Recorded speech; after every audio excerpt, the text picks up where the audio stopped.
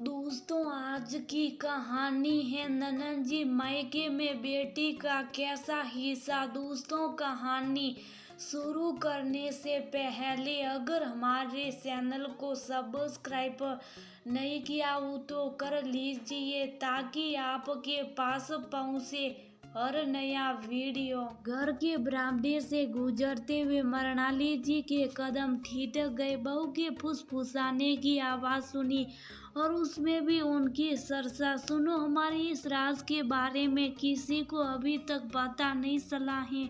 माँ को भी आज तक यही लगता है कि हमने किसी दूसरी सरकारी कागजात पर उनके दस्तखत लिए हैं। बस मीनू को इस बात का पता ना लगे। बहू सनिया की बात सुन मृणाली जा का कलेजा बैठ गया। अभी अपने आप को संभालती कि बेटे मेयर की आवाज आई। माँ ने ही मुझे मजबूर किया ये सब करने के लिए। मानता हूँ घर बाबूजी ने बनवाया, माँ के नाम से था, लेकिन मीनू को घर में हिस्सा देने की बात कर उन्होंने मुझे मजबूर किया ये सब करने के लिए। पता चले तो चले, अगर माँ ज्यादा जिद करेगी तो मैं ये घर बेच दूंगा। बेटे की बात सुन मृणाली जी की आंखों से निर्जर नीर बहने लगे। ऐसा लगा जैसे भारी सा पत्थर उनके सीने पर रख दिया। सांस रुकनी सी लगी। भागकर पानी का गिलास उठाया और घूंट पानी पीकर कमरे में जाकर दरवाजा बंद कर बिस्तर पर निढाल होकर गिर पड़ी। बीता वक्त आंखों के सामने सब चित्र की तरह चलने लगा। जब ये घर बंद रहा था, घर तो नहीं सपनों को खड़े होते देख रहे थे हम दोनों। घर के छत के बाद पैसा खत्म हो गया तो पिता की तरफ से मिला बड़ा जमीन का टुकड़ा और सारे गहने बेच दिए। हाँ, पति से इतनी याचना जरूर की, घर 2 मंजिले का बन रहा तो बेटी का भी इसमें हिस्सा होगा। मैं नहीं चाहती ब्याह के बाद बेटी को ये घर पराया सा लगे। जैसे मेरे पिता ने अपने जमीन में हम 4 भाई बहनों को अधिकार दिया और वैसे ही मैं चाहती हूँ कि हमारी बेटी को भी ये सम्मान और अधिकार मिले। पत्नी की बात सुन अवधेश जी बोल पड़े, बिल्कुल मृणाली, इसलिए ही तो 2 मंजिल बना रहा हूँ। मैं रहूँ ना रहूँ, तुम्हें ध्यान रखना होगा कि हमारी बेटी को भी उसका हिस्सा मिले। उसके बाद कितना पैसा रुपया आया, लेकिन अवधेश जी उस जमीन आए गहने के पैसे के लिए हमेशा पत्नी को कृतज्ञता भेंट करते रहे। आज उस खूबसूरत याद को याद कर मृणाली जी की आंखों से आंसू बहने लगे। बेटा और बेटी दोनों के अधिकार बराबर होते ये उस जमाने में उनके पिता ने बताया और दिखाया था, लेकिन आज उनका ही नाती सारे संस्कार को डुबोने को तैयार है।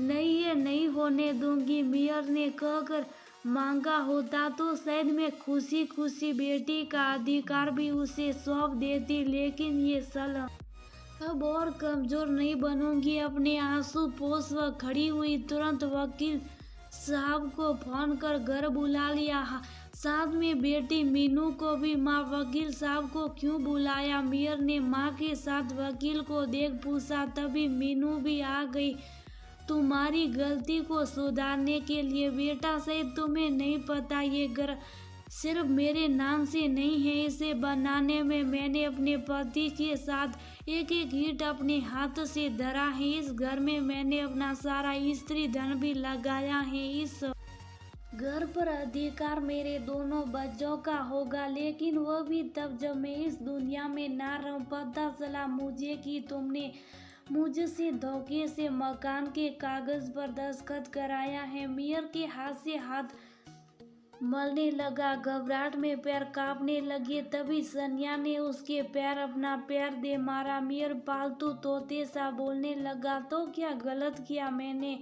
मीनू के पास क्या उसका घर नहीं है? दोनों पति पत्नी अच्छे कमाते हैं। ये घर पापा ने बनवाया है और पिता के घर पर सिर्फ बेटों का हक होता है। किसने कहा? और तुमने जो किया उसके लिए तुम्हें सजा हो सकती है, लेकिन माँ हूँ, ऐसा कुछ नहीं करूँगी जिससे तुम पति पत्नी तकलीफ में आओ। हाँ वकील साहब, आप वैसा ही वसीयत बनाए जैसा मैंने कहा।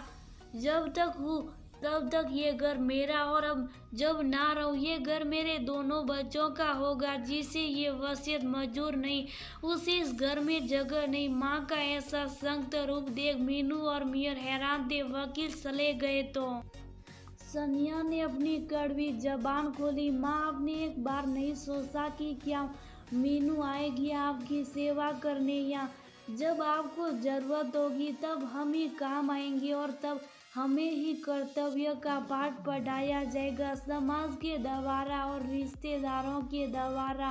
अब तो मैं कह देती हूँ, कोई जिम्मेदारी मेरी नहीं।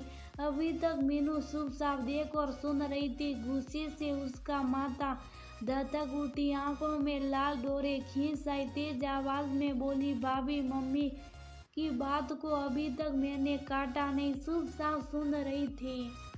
लेकिन आज कह देती हूँ, करते हुए मेरा भी होगा, या ये कहूँ मेरा ही होगा। जो अधिकार और सम्मान ने माँ दिया उसे वापस करती हूँ आपको। उसके बाद भी माँ की सेवा और देख रेख की जिम्मेदारी मैं लेती हूँ। मैंने देखा है अपनी माँ को अपने माता पिता की जिम्मेदारियों को वहन करते हुए। और भैया आप कहिए क्या ले जाऊँ मैं माँ को अपने साथ, और इसी माँ की सौगत की इस मकान की एक ईंट को हाथ ना लगाऊंगी। मियर का सिर शर्म से झुक गया। छोटी बहन के सामने जाकर माँ के पैरों में गिर गया। माँ, मुझे माफ कर दो।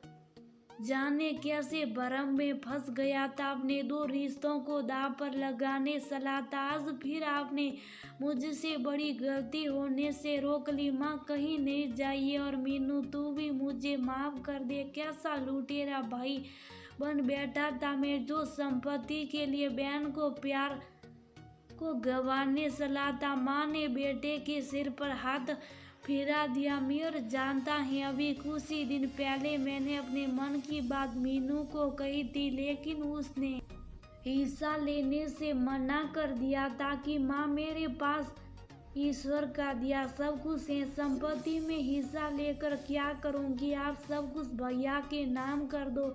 जानता है कुछ दिनों में वो वकील साहब को बुलाने वाली थी, लेकिन तुमने मुझे ये सब करने को मजबूर कर दिया। मेरे बेटे मियर का सिर झुक गया, आंखों से आंसू बहकर माँ के पैरों पर गिरकर अपने गुनाह को माफी की अर्जी लगा रहे थे। शायद माँ ने बेटे को सीने से लगा लिया। वह जानती थी कि बेटे का प्रायश्चित सच्चा है।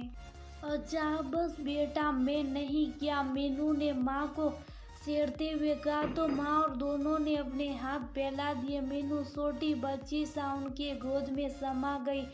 सनिया खीसी खीसे बिल्ली से किनारे खड़ी थी। उस समय तो शायद उसे माफी मांगने की भी हिम्मत नहीं हुई। क्या करती, सारी आग खुद की लग गई। जो तो मीनू ने उसे सहज करने के लिए कहा, भाभी आज आई हूँ तो आपकी हाथ की दाल वाली पूड़ी और शाही पनीर खा के ही जाऊंगी। सच आपसे अच्छा कोई नहीं बनाता, यहाँ तक कि माँ भी नहीं। उसकी बात सुन सनिया खिलखिला पड़ी। बस इसी तलाश में तो थी वह।